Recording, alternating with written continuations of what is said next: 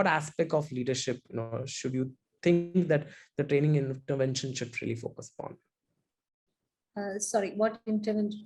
What's the last training? So my next question is that what aspects of leadership should the training interventions focus upon? That you feel that it's really, really important. See, when you talk about leadership, there's a whole list of topics that can be there. But I think in today's world, when we look at it from a practical angle, inspiring leadership is a mandatory thing. So if I don't do anything, I personally believe that if I don't do something, then I don't have the right to go back and ask somebody else to do. So if there's a compliance program, I'm the first person to complete it before I go and say, okay, you need to do it. Because when you do it, you have the confidence, you know how to help and you know how to really do. So that leading by example and inspiring people is very, very important, I feel. Second is communication at any front, whether it is speaking, whether it is especially active listening, how much ever you can. I still remember going through a book wherein one of the CEOs had mentioned that he was traveling with Nelson Mandela.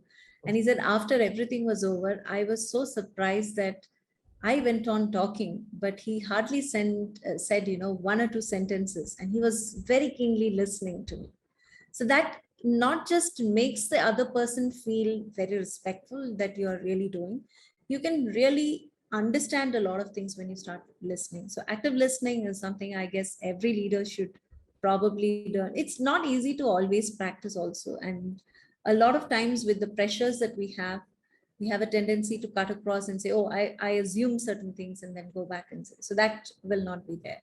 Similarly, I would say things like critically problem solving, which involves a lot more things into it. If I have to solve a problem, I need to know who my stakeholders are.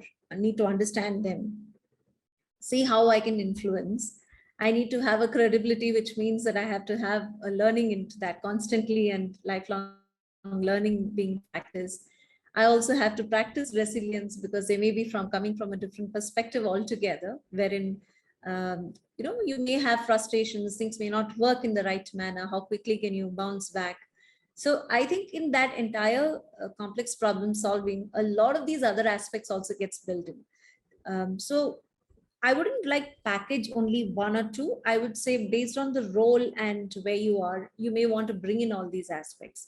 Some of the things that definitely we need to look into is also how do you thrive in ambiguity or uncertainty, because that's very, very important in current times. So these few things, I guess, if we try to do a lot of empathy or kindness, compassion, these are areas which really a leader should look into in the current times.